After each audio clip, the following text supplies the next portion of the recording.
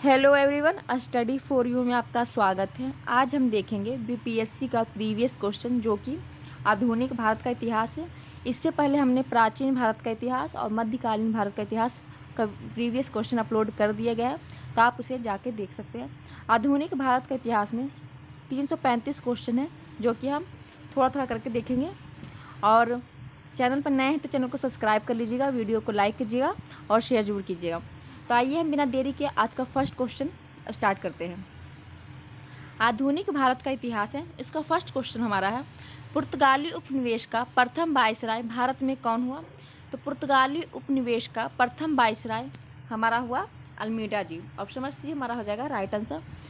पुर्तगाल से प्रथम आने वाले व्यक्ति वास्को डी गामा थे, जो कि 1498 में आए थे और यह कैलिकट पहुंचे थे।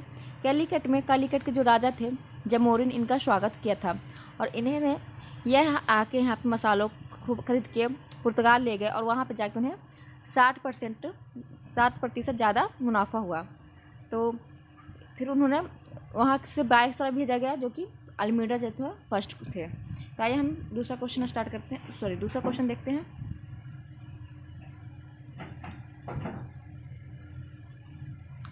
बंगाल में समुद्री डकैती हेतु हुगली का उपयोग कौन करता था? तो जो बंगाल की खाड़ी में समुद्री डकैती हेतु जो हुगली का उपयोग करता था वह थे पुर्तगाली। ऑप्शन नंबर सी हमारा हो जाएगा राइट आंसर। निम्नलिखित अंग्रेजों में से किसे जहांगीर ने खान की उपाधि से सम्मानित किया था?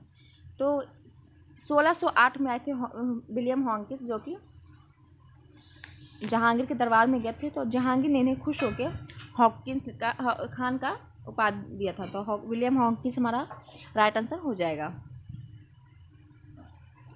भारत में 1612 में अंग्रेजों ने अपनी पहली फैक्ट्री कहाँ स्थापित की?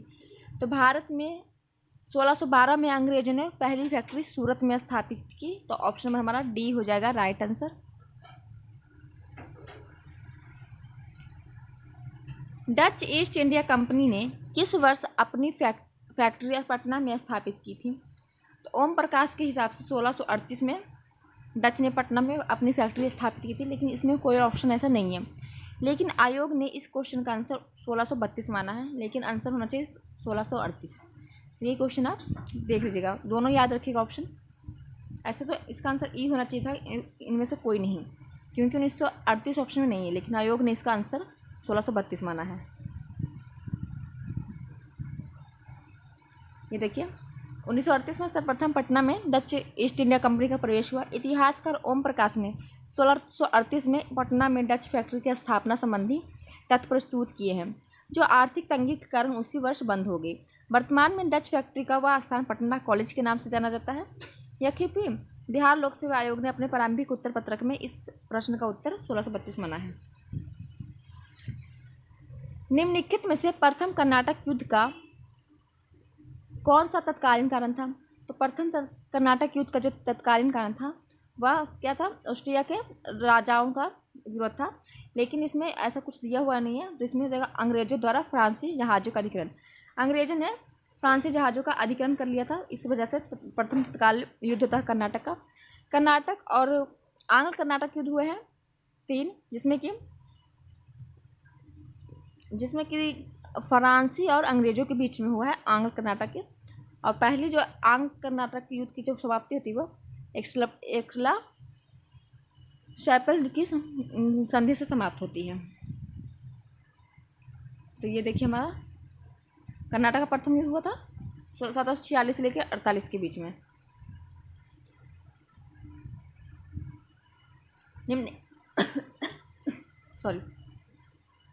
निम्नलिखित में से किस अंग्रेज अधिकारी ने पुर्तगाली को स्वाली के स्थान पर हराया था? तो स्वाली के स्थान पर जो अंग्रेज अधिकारी ने पुर्तगालियों को हराया था वो थे Thomas Best. Option number B हो जाएगा हमारा Thomas best right answer.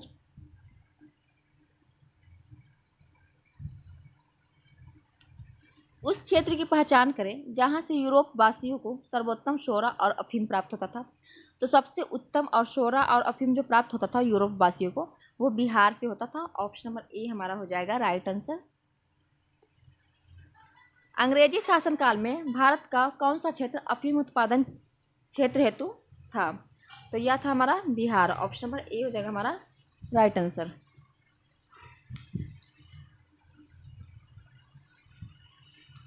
Allahabad की संधि के बाद रॉबर्ट क्लाइव ने मुर्शिदाबाद का उपदीवान किसे बनाया? तो इलाहाबाद की संधि के बाद रॉबर्ट क्लाइव ने मुर्शिदाबाद का उपदीवान मोहम्मद रजा खान को बनाया था। ऑप्शन नंबर हमारा ए हो जाएगा राइट आंसर। सम्राट शाह आलम द्वितीय ने ईस्ट इंडिया कंपनी को बंगाल, बिहार तथा उड़ीसा की दीवानी कब प्रदान की थी? जो शाह आलम द्वितीय थे, इन्होंने इलाहाबाद की संधि हुई थी, उसके बाद बंगाल, बिहार, उड़ीसा की इन्होंने दीवानी प्रदान कर दी थी 12 अगस्त 1765 में।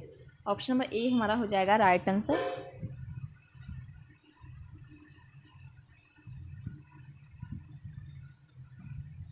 मुगल बादशाह बहादुर शाह जफर के बारे में कहा जाता है कि उनके साम्राज्य की सीमा थी। तो ये क्वेश्चन ही गलत है, यहाँ बहादुर शाह जफर नहीं होगा, यहाँ शाह आलम द्वितीय होगा।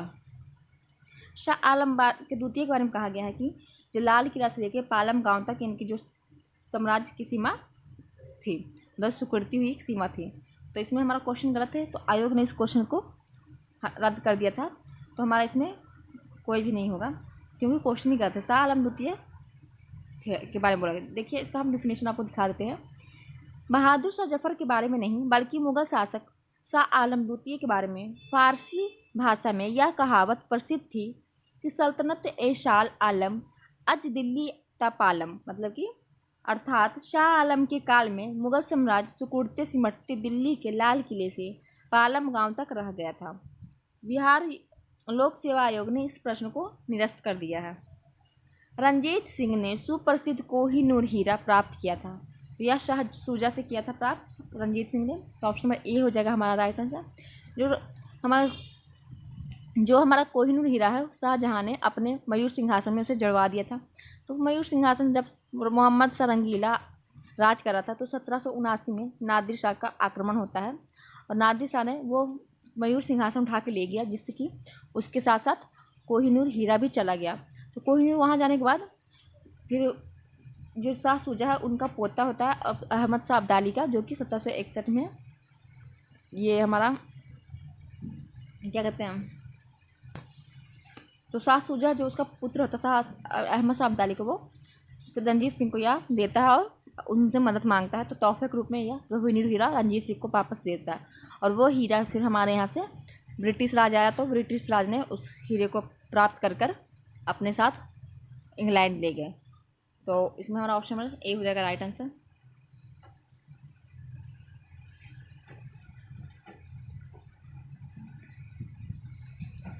टीपू सुल्तान ने अपनी राजधानी बनाई थी। तो टीपू सुल्तान ने अपनी राजधानी श्रीरंगपट्टनम में बनवाई थी। ऑप्शन नंबर ए हमारा हो जाएगा राइट आंसर।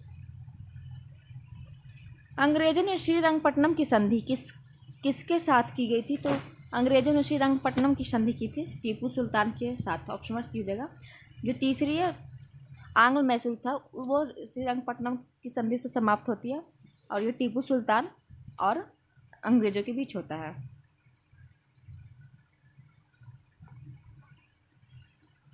ठगों का उन्मूलन करने किसके नेतृत्व में हुआ था? जो ठगों का उन्मूलन हुआ था वह कैप्टन सलीमन के नेतृत्व में हुआ था। तो ऑप्शन हमारा बी हो जाएगा राइट आंसर। ठगी प्रथा को इन्होंने समाप्त किया था कैप्टन सलीमन ने। ये क्वेश्चन बहुत बार पूछा गया है बहुत सी एग्जाम्स में।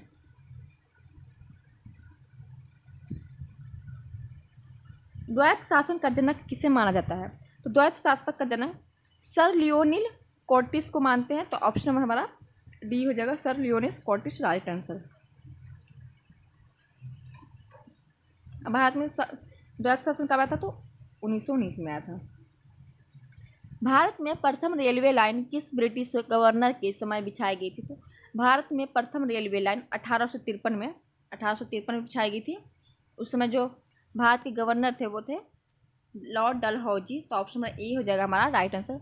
डाक टिकट भी लॉर्ड डलहौजी के द्वारा शुरू होती है। तो हमारा इसमें ऑप्शन नंबर ए हो जाएगा लॉर्ड डलहौजी के समय में। तो ऑप्शन नंबर ए हो जाएगा राइट आंसर। मुंगेर का वरहियाताल विरोध का उद्देश्य क्या था? जो मुंगेर का वरहियाताल विरोध है उसका उद्देश्य था कि बकाशत भूमि की वापसी की मांग। ऑप्शन नंबर हमारा ए हो जाएगा राइट आंसर। 1857 में भारत का गवर्नर जनरल कौन था?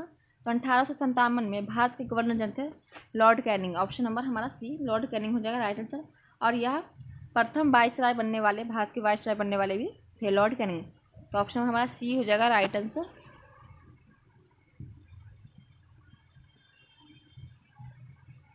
अंग्रेज भारतीय सेना में चर्बी वाले कारतूसों से चलने वाली एनफील्ड राइफल्स कब शामिल की गई? जो 1857 की क्रांति होती है वह तत्कालीन कारण यही था कि कारतूस से चलती थी, जिसमें कि सुअर और गाय की चर्बी होती थी। इस कारण वो 1857 का विद्रोह का कारण बना, जिससे ने सिपाहियों ने करने से इनकार कर दिया। तो यह दिसंबर 1856 से स्टार्ट हुई थी, तो शामिल की गई थी। तो ऑप्शन में हमारा इसमें बी हो जाएगा राइट आंसर। 1800 अगर आप बीपीएससी की तैयारी करें तो 1857 का क्रांति पूरा पढ़ के जाइएगा। उसमें एक क्वेश्चन जरूरी है, कंफर्म है कि एक क्वेश्चन आता ही है। वीर कुंवर सिंह से लेके ज़्यादा क्वेश्चन पूछा गया, हर ईयर पूछा गया है, लेकिन फिर भी आप 1857 का जो क्रांति है पूरा देख लीजिएगा। कहाँ कौन सा नेतृत्व कर रहा था और कौन अंग्रेज था और क्यों हुआ था और कब हुआ था, ये सब आप देखिएगा। 1857 की क्रांति तो पूरा पढ़ के जाइएगा, एग्जाम देने जाइएगा तब। 1857 के विद्रोह का नेतृत्व बिहार में किसने किया? तो 1857 का जो विद्रोह हुआ था उसका नेतृत्व बिहार में कुंवर सिंह ने किया था। तो ऑप्शन में हमारा बी हो जाएगा राइट आंसर। कुंवर सिंह जी थे जो कि जगदीशपुर के राजा थे, और इन्होंने बिहार में 1857 के विद्रोह का नेतृत्व किया था। इन्होंने विद्रोह करते करते इनका हाथ घायल हो गया था, तो इन्होंने अपना हाथ काट कर गंगा नदी में प्रवाहित कर दिया था। तो हमारा ऑप्शन हमारा बी हो जाएगा राइट आंसर। और फिर इनके बाद इनके भाई अमर सिंह नेतृत्व करते हैं 1857 की क्रांति।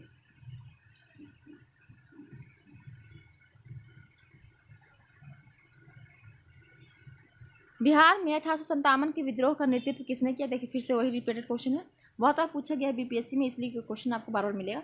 तो कुंवर सिंह हो जाएगा हमारा राइट आंसर। जगदीशपुर किस व्यक्ति ने 1857 के विप्लव में क्रांतिकारियों का नेतृत्व किया था? तो ये भी हमारा जगदीशपुर के राजा थे वीर कुंवर सिंह, इन्होंने ही नेतृत्व किया था। तो ऑप्शन नंबर ए हो जाएगा हमारा राइट आंसर। कुंवर सिंह राजा थे कहाँ के? तो जगदीशपुर के थे। ऑप्शन नंबर हमारा सी हो जाएगा राइट आंसर। कुंवर सिंह अंग्रेजों के खिलाफ 1857 के विद्रोह में किस जगह शामिल हुए? तो ये हुए था आरा में। कुंवर वीर सिंह जो है अंग्रेजों के खिलाफ 1857 के विद्रोह में आरा में शामिल हुए थे। ऑप्शन नंबर ए हमारा हो जाएगा राइट आंसर। कि जिस समय क्वेश्चन पूछा गया था उस समय आयोग ने पटना आंसर मारा है, लेकिन पटना नहीं होगा, आरा इसका राइट आंसर है।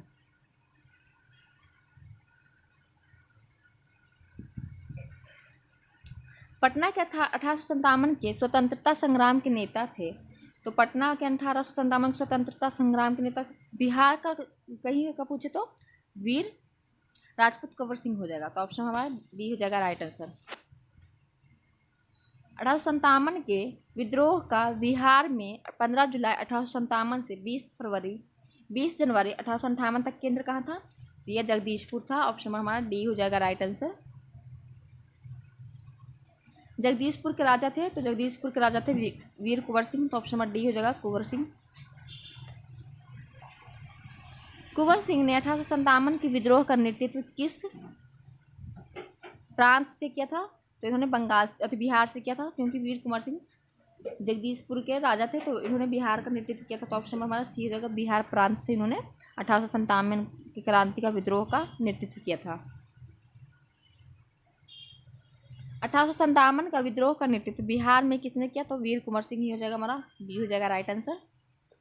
ये क्वेश्चन बहुत बार पूछा हुआ है बीपीएससी में, इसलिए इसका क्वेश्चन आपको बार बार देखने को मिल रहा है।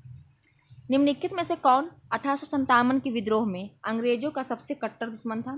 तो अंग्रेजों का सबसे कट्टर दुश्मन था मौलवी Ahmadullah Shah. Option number A हो जाएगा हमारा राइट आंसर। और इन्होंने 1857 की क्रांति में फैजापुर से नेतृत्व किया था। तो मौलवी अहमदुल्ला शाह हो जाएगा हमारा राइट आंसर। 1857 के विद्रोह को किस उर्दू कवि ने देखा था?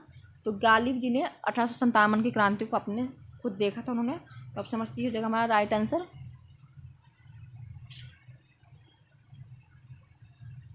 निम्नलिखित में से कौन सा ईस्ट इंडिया कंपनी के सिपाहियों का विद्रोह बनने का कारण नहीं था?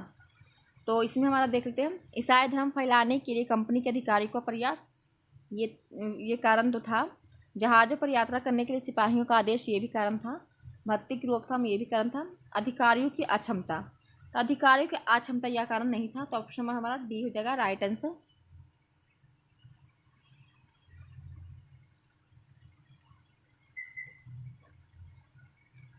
निम्नलिखित वर्गों में से किसने 1857 के विद्रोह में भाग नहीं लिया? तो 1857 की जो क्रांति थी उसमें कृषक ने, जिसको मतलब दुख था, वही भाग ले रहा था। तो साहूकार और जमींदारों को क्या प्रॉब्लम था? 1857 क्रांति में इन्होंने भाग नहीं लिया।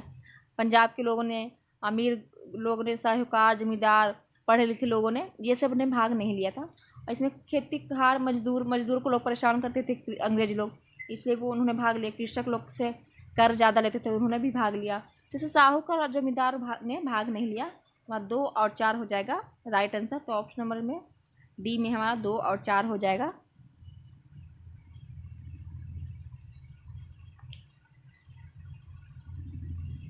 निम्नलिखित में से कौन सा कथन सही है? तो सही हमारा देखना है, तो आइए देखते हैं। 1857 में दरभंगा, डुमराव और हटवा के महाराजाओं और उनके साथी जमींदारों ने आदमी तथा पैसों से अंग्रेजों की मदद की। तो ये ही हमारा सही हो जाएगा, ऑप्शन नंबर ए। जब 1857 में दरभंगा, डुमराव और हटवा के जो महाराजा थे, उनके साथी जमींदारों ने आदमी तथा पैसों से अंग्रेजों की मदद की थी। तो 1800, ये हमारा ऑप्शन नंबर ए हो जाएगा सही आंसर। 1857 के विद्रोह से बिहार का कौन सा भाग अप्रभावित रहा? तो 1857 की जब क्रांति थी वहाँ दानापुर, पटना, आरा, मुजफ्फरपुर, यह चारों भाग में प्रभावित था, लेकिन मुंगेर में प्रभावित नहीं था। तो हमारा ऑप्शन नंबर 5 हो जाएगा मुंगेर हमारा कहाँ पे है? तो मुंगेर सिर्फ हो जाएगा। तो ऑप्शन हमारा बी हो जाएगा राइट आंसर।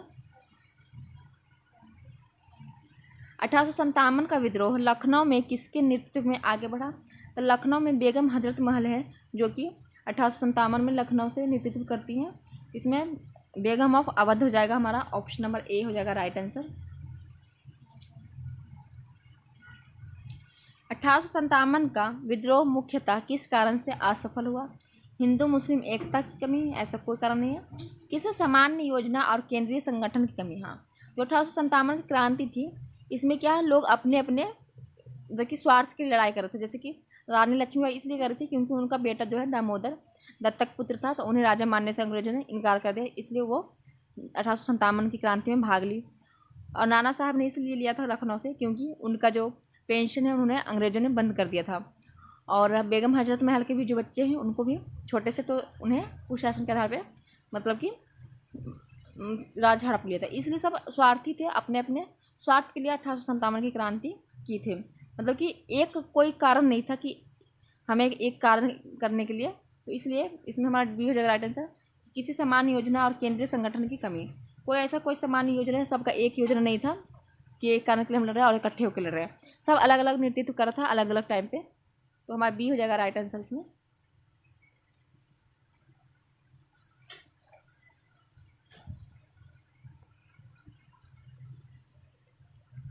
1857 में प्रथम स्वतंत्रता संग्राम ब्रिटिश सरकार से स्वतंत्रता प्राप्त करने में असफल रहा। हाँ, ये हमारा सही है। जो 1857 का प्रथम स्वतंत्रता संग्राम हुआ, इसमें क्या ब्रिटिश सरकार से स्वतंत्रता प्राप्त करने में असफल रहा, ये तो हमारा बिल्कुल सही है। बहादुर शाह जफर के नेतृत्व में जन सहयोग नहीं मिला और अधिकांश महत्वपूर्ण रियासतों के शासक उनका साथ देने से कतरा गए, यह भी हमारा कारण हो जाएगा। तो ये दोनों कथन सही है और ये दोनों एक दूसरे का व्याख्या कर रहा है, तो हमारा ऑप्शन नंबर ए हो जाएगा राइट आंसर। दोनों का और का सत्य है और का सही स्पष्टीकरण कर रहा है। महारानी विक्टोरिया ने भारतीय प्रशासन को ब्रिटिश ताज के नियंत्रण में लेने की घोषणा कब की थी? उन्होंने 1 नवंबर 1858 में घोषणा की थी, करवाई थी। तो ऑप्शन नंबर ए हो जाएगा हमारा राइट आंसर।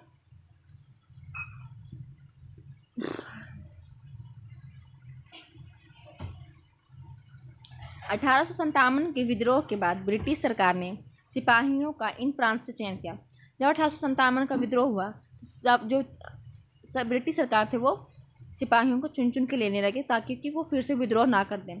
जिन्होंने विद्रोह नहीं कर सकते थे उनसे लिया था, जैसे सिख और पंजाबी गोरखा, इन लोगों ने 1857 की क्रांति में भाग नहीं लिया था। तो इन जगह से उन्होंने सिपाहियों का चुनना चयन कर दिया। तो इसमें हमारा सी हो जाएगा राइट आंसर। गोरखा, सिख और पंजाबी उत्तर प्रांत से इन्होंने ब्रिटिश सरकार ने सिपाहियों का इन प्रांतों से चयन किया। तो ऑप्शन नंबर सी हो जाएगा हमारा राइट आंसर। क्योंकि उत्तर बिहार में तो लड़ाई हुआ ही था, बंगाल उड़िया के पास भी लड़ाई हुआ था, तो इसलिए वहाँ से नहीं चुना था उन्होंने। निम्नलिखित में से किसने 1857 के विद्रोह को षड्यंत्र की संज्ञा दी? तो जो सर जेम्स आउड्रम एवं डब्ल्यू टेलर है, उन्होंने कहा था कि जो 1857 की विद्रोह हुआ है वो एक षड्यंत्र थी। तो ऑप्शन हमारा ए हो जाएगा इसमें राइट आंसर। सर जेम्स आउड्रम एवं डब्ल्यू टेलर ने यह कथन कहा था।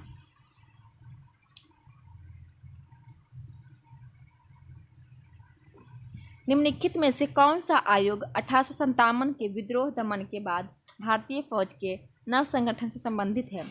तो पील आयोग आया था, जिससे कि जो सिपाही थे उनको चयन किया जाता था उत्तर प्रांत और गोरखा वगैरह से, पंजाब के एरिया से। पील आयोग का था। ऑप्शन हमारा बी हो जाएगा पील आयोग राइट आंसर।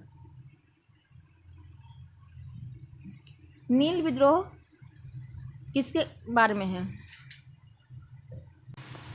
नील विद्रोह किसके बारे में था? तो रैयत नील की खेती नहीं करना चाह रहे थे, पर ज़बरदस्ती करवाई जा रही थी, तो ये तो होगा ही। और देख लेते हैं ऑप्शन। रैयत नील की खेती करना चाह रहे थे पर उन्हें ज़बरदस्ती कराया था, नहीं। जो रैयत वाले लोग थे वो नील की खेती नहीं करना चाहते थे। नील की खेती से क्या होता है, ज़मीन है उपजाऊ खत्म, उसकी हो जाती है क्षमता, तो ये तो हमारा गलत हो जाएगा। रैयत नील की खेती नहीं करना चाह रहे थे पर उनसे एक अमान्य मूल्य पर ज़बरदस्ती करवाई जाती थी। हाँ, ये हमारा हो जाएगा सी राइट आंसर। जो कृषक लोग वो खेती नहीं करना चाहते थे नील की, लेकिन उनसे अमूल्य मतलब कि अमान्य मूल्य पर ज़बरदस्ती खेती करवाई जा रही थी, तो यही हमारा राइट आंसर हो जाएगा।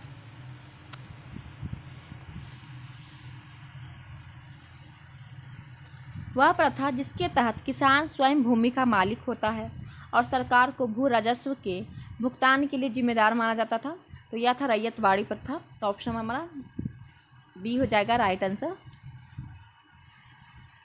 नील कृषकों की दुर्दशा पर लिखी गई नील दर्पण के लेखक कौन थे? तो ये थे दीनबंधु मित्र। ऑप्शन नंबर बी हो जाएगा हमारा। पागल पंथ की स्थापना किसने की थी? तो पागल पंथ की स्थापना करम शाह ने की थी। ऑप्शन नंबर बी हो जाएगा हमारा राइट आंसर।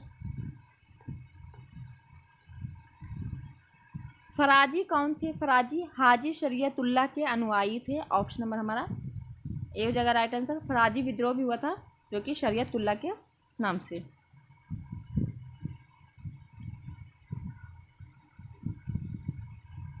फराजी आंदोलन की शुरुआत किसने की थी?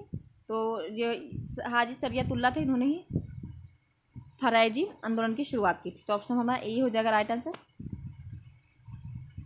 कूका आंदोलन को किसने संगठित किया था? तो कूका आंदोलन को संगठित किया था गुरु राम सिंह ने। ऑप्शन नंबर हमारा सी हो जाएगा गुरु राम सिंह राइट आंसर। गुरु रामदास और गुरु नानक देव और गुरु गोविंद सिंह, ये 10 गुरु में से ये तीनों गुरु हैं। गुरु नानक देव जी हैं जो कि पहले गुरु हैं, गुरु गोविंद सिंह 10वें गुरु हैं और गुरु रामदास जी 4थे गुरु हैं। 1875 का दक्कन का दंगों का तत्कालीन कारण क्या था? तो दक्कन को जो दंगे हुए थे उसका तत्कालीन कारण यह था कि ऊंची भू राजस्व दर थी। तो ऑप्शन हमारा सी हो जाएगा ऊंची भू राजस्व दर।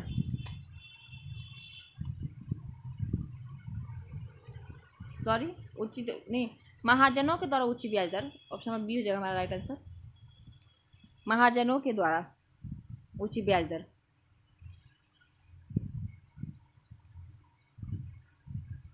महाराष्ट्र में रामोसी कृषक जत्था किसने स्थापित की थी? तो महाराष्ट्र में जो रामोसी कृषक जत्था स्थापित की थी वह थे हमारे Vasudev Balwant Phadke. Option number C हो जाएगा राइट आंसर। रामोसी विद्रोह सही रूप से किस भौगोलिक इलाके में हुआ था? तो यह हुआ था पश्चिमी घाट में, क्योंकि यह महाराष्ट्र के क्षेत्र में हुआ था, तो महाराष्ट्र के क्षेत्र पश्चिमी घाट के पास पड़ता है। बघेरा विद्रोह कहाँ हुआ था? तो बघेरा विद्रोह हुआ था बड़ोदरा में। ऑप्शन नंबर डी हो जाएगा बड़ोदरा राइट आंसर हमारा। नेक्स्ट क्वेश्चन देखते हैं।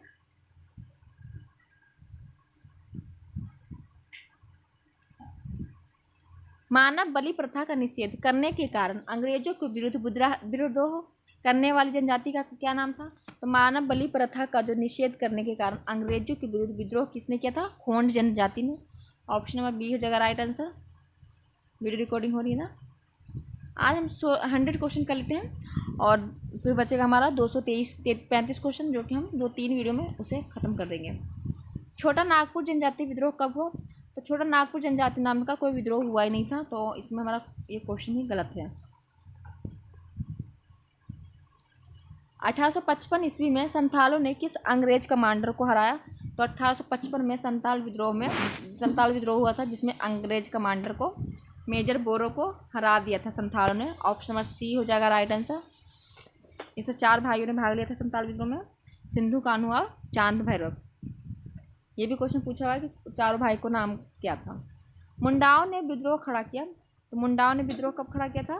तो इसका देख लेते हैं 1895 में। ऑप्शन नंबर डी हो जाएगा 1895 राइट आंसर। उलगुलान विद्रोह किससे जुड़ा हुआ है? तो उलगुलान विद्रोह जो है कि बिरसा मुंडा से जुड़ा हुआ है। ऑप्शन नंबर डी हो जाएगा राइट आंसर। ये यूपीएससी ने भी एक और क्वेश्चन पूछा हुआ है।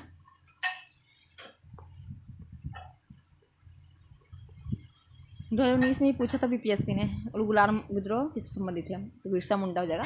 बिरसा मुंडा का कार्य क्षेत्र कौन सा था? तो बिरसा मुंडा का जो कार्य क्षेत्र था वो था रांची। ऑप्शन नंबर बी हो जाएगा राइट आंसर।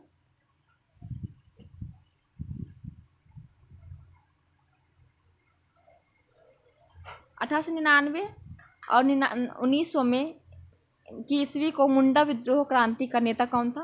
तो बिरसा मुंडा ही थे मुंडा विद्रोह के नेता। तो ऑप्शन नंबर हमारा सी हो जाएगा राइट आंसर। बिरसा मुंडा किसके पक्ष में थे? तो झारखंड के बिरसा मुंडा पक्ष में थे, एंड इन्होंने रांची में यह विद्रोह किया था, तो झारखंड के ही थे। तो ये उड़ीसा और झारखंड के थे, तो झारखंड हमारा राइट आंसर हो जाएगा। हौज विद्रोह हुआ था, तो हौज विद्रोह कब हुआ था? 1820 से लेकर 1821 के दौरान। ऑप्शन नंबर सी हो जाएगा राइट आंसर।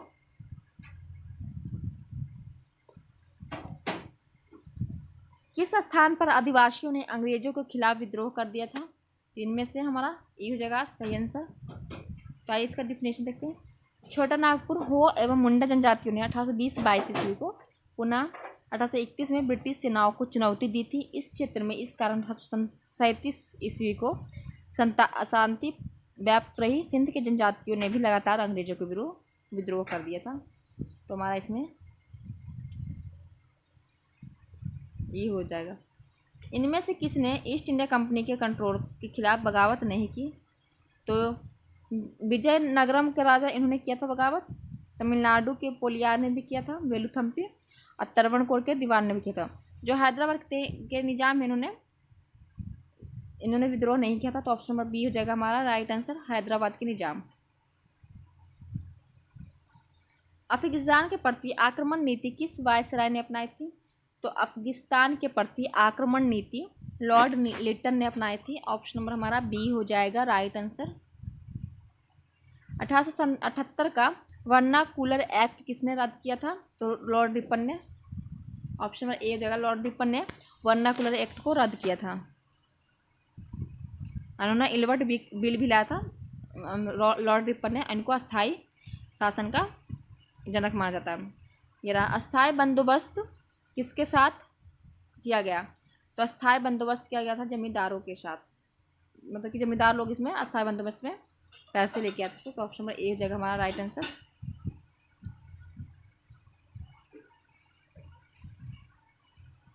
बिहार में परमानेंट सेटलमेंट लागू करने का कारण क्या था? तो बिहार में जो परमानेंट सेटलमेंट लागू करने का कारण था भू राजस्व का राजस्व निर्णय करना। तो ऑप्शन नंबर हमारा सी हो जाएगा राइट आंसर। परमानेंट सेटलमेंट कौन लाया था? तो आप कमेंट करके बताइए। कॉर्नवालिस को अस्थाई बंदोबस्त का जनक माना जाता है। तो कॉर्नवालिस से जो कि अस्थाई बंदोबस्त लाए थे, और रैयतवाड़ी थॉमस मुंडो ने लाए थे। रिक्त स्थानों की पूर्ति करें। डैश में बंगाल बिहार में भूमि पर किराएदारों के अधिकारों को बंगाल किराएदारी अधिनियम द्वारा लागू किया गया। तो 1885 में। ऑप्शन नंबर ए हो जाएगा राइट आंसर। 1885 में ही राष्ट्रीय कांग्रेस की स्थापना होती है। तो इसमें और 1885 में लॉर्ड डफरिन होता है, जो कि भारत का वाइसराय होता है। तो इसमें हमारा ऑप्शन नंबर ए हो जाएगा right answer.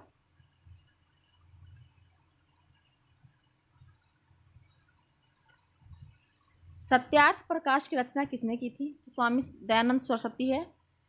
D, Swami Dayanand Saraswati द्वारा सत्यार्थ प्रकाश की स्थापना की गई थी। तो ऑप्शन नंबर डी हो जाएगा राइट आंसर।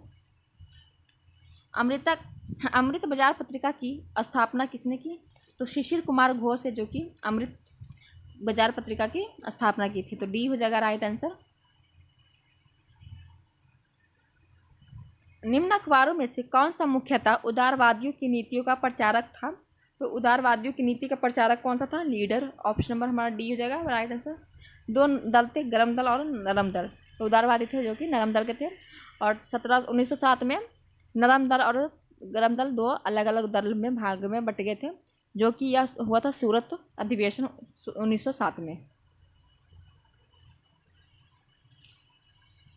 19वीं शताब्दी के धर्म एवं समाज सुधारक आंदोलनों ने जनसंख्या के किस वर्ग को मुख्यतः आकर्षित किया था? तो आइए हम देखते हैं। 1, 2 और 3 हो जाएगा इसमें हमारा। तो आइए देख लेते हैं क्या है। बुद्धिजीवी, नगरीय, जाति एवं निर्धन साधारण वर्ग को। तो उदार रजवाड़े को नहीं किया था। तो ऑप्शन नंबर सी हो जाएगा इसमें राइट आंसर। भारतीय पुनः जागरण आंदोलन के पिता कौन थे? तो भारतीय पुनः जागरण आंदोलन के पिता जो थे राजा राम मोहन रॉय थे। सती प्रथा पर रोक भी लगवाया था राजा राम मोहन रॉय ने, विलियम बेंटिक के द्वारा इन्होंने कानून बनाया और राजा राम मोहन द्वारा सती प्रथा पर रोक लगाया, ब्रह्म समाज की स्थापना की गई।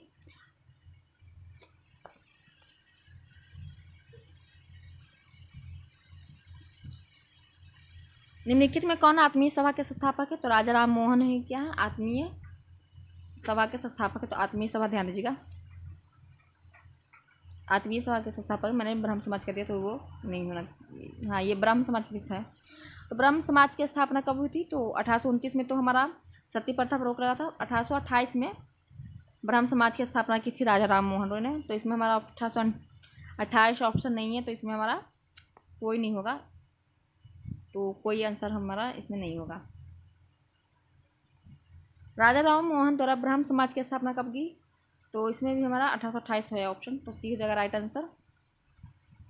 सती को गैर कानूनी किसने घोषित किया? तो राजा राम मोहन के सहयोग से विलियम बेंटिक द्वारा सती प्रथा को गैर कानून घोषित कर दिया गया। सती प्रथा में पति मरने के बाद उसकी बीवी को भी उसी चिता पर जिंदा जला दिया जाता था ढोल बाजे नगाड़े के साथ। प्रार्थना समाज के संस्थापक कौन थे? तो प्रार्थना समाज के जो संस्थापक थे वो थे आत्माराम पांडुरंग। 19वीं शताब्दी में के उत्तरार्ध में नव हिंदूवाद के सर्वश्रेष्ठ प्रतिनिधि कौन थे? तो 19वीं शताब्दी के उत्तरार्ध में जो नव हिंदूवाद के सर्वश्रेष्ठ प्रतिनिधि थे वे थे स्वामी विवेकानंद जी। ऑप्शन नंबर हमारा बी हो जाएगा राइट आंसर।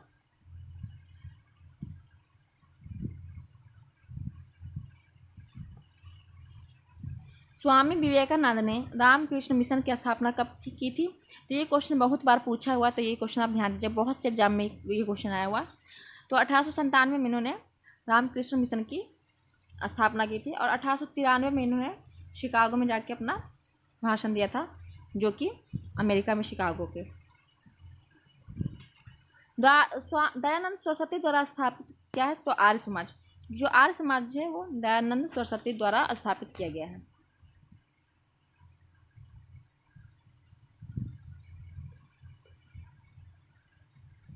किसने 1873 में सत्यशोधक समाज की स्थापना की? तो सत्यशोधक समाज की स्थापना की थी ज्योतिबा फुले ने। ऑप्शन नंबर बी हो जाएगा राइट आंसर। और ये कहा कि महाराष्ट्र के थे ज्योतिबा फुले।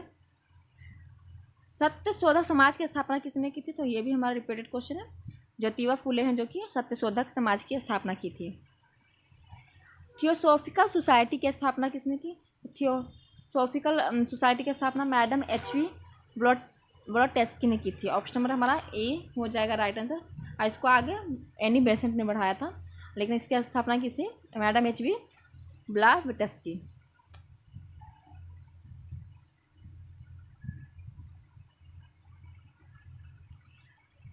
भारतीय राष्ट्रीय कांग्रेस की प्रथम महिला अध्यक्ष कौन थी? तो श्रीमती एनी बेसेंट थी, जो कि 1917 में अधिवेशन करती है कोलकाता में। 1917 का कोलकाता अधिवेशन में श्रीमती एनी बेसेंट जो कि अध्यक्षता करती हैं। अब प्रथम महिला यह थी। अब प्रथम भारतीय महिला पूछे तो सरोजिनी नायडू जी हो जाएंगी, लेकिन इसमें प्रथम महिला पूछा अध्यक्ष तो श्रीमती एनी बेसेंट। अब प्रथम भारतीय महिला होगा तो सरोजिनी नायडू। ये कानपुर अधिवेशन में की थी 1925 में। भारत में नारी आंदोलन इनकी प्रेरणा से प्रारंभ हुई।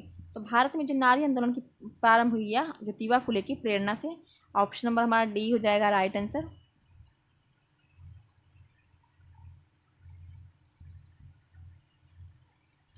प्रार्थना समाज, यंग इंडिया, लोक हितवादी, सत्य शोधक समाज, रहनुमाई और बजदेव के निम्न विकल्पों में सही संयोजन पहचानिए। इसमें बोला जो प्रार्थना समाज, यंग इंडिया, लोक हितवादी और सत्य शोधक समाज के, रहनुमाई मजदेवसन सभा के, इनमें से कौन सा सही संयोजन है।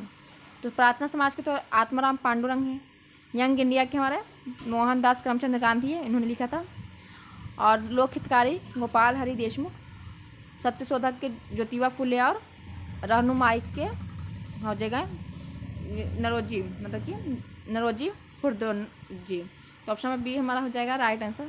तो इसमें पहले दे दिया गोपाल हरि कृष्ण लोक हितकारी से संबंधित, आत्माराम पंडित प्रार्थना समाज से, मोहनदास करमचंद यंग इंडिया पत्रिका लिखे थे, और सत्यशोधक समाज ज्योतिबा फुले और रहनुमाई। तो इसलिए ये इसमें सही बैठ रहा है बी। नाय धोबी बंद सामाजिक बायकॉट एक स्वरूप था जो 1919 में हुआ था। तो नाय धोबी बंद सामाजिक बायकॉट का जो एक स्वरूप था वो था किसानों द्वारा प्रतापगढ़ जिले में चलाया गया था। तो ये हमारा ऑप्शन नंबर ए हो जाएगा राइट आंसर।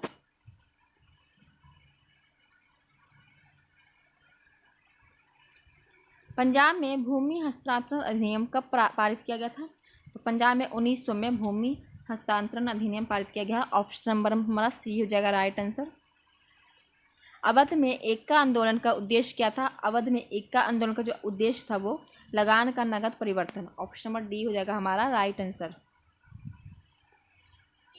स्वामी सहजानंद का संबंध किससे था।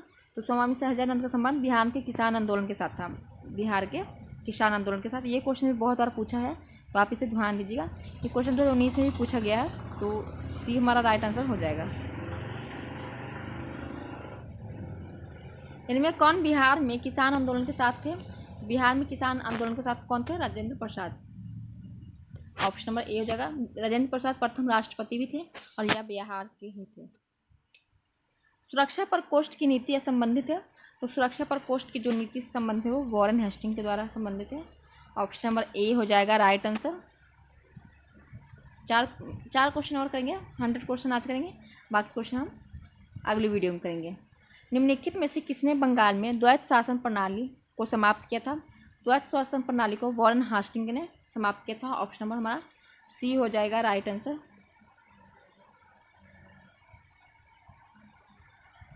वॉरेन हेस्टिंग द्वारा ही 1773 का रेगुलेटरी एक्ट आता है और उसी के द्वारा समाप्त किया जाता है। लॉर्ड वेलेस्ली की सहायक संधि को स्वीकार करने वाला पहला मराठा सरदार कौन था। पहला मराठा सरदार था पेशवा बाजीराव सेकेंड। पेशवा बाजीराव सेकेंड 1828 में सहायक संधि को स्वीकार करने वाला था और पेशवा बाजीराव प्रथम सरदार बने थे।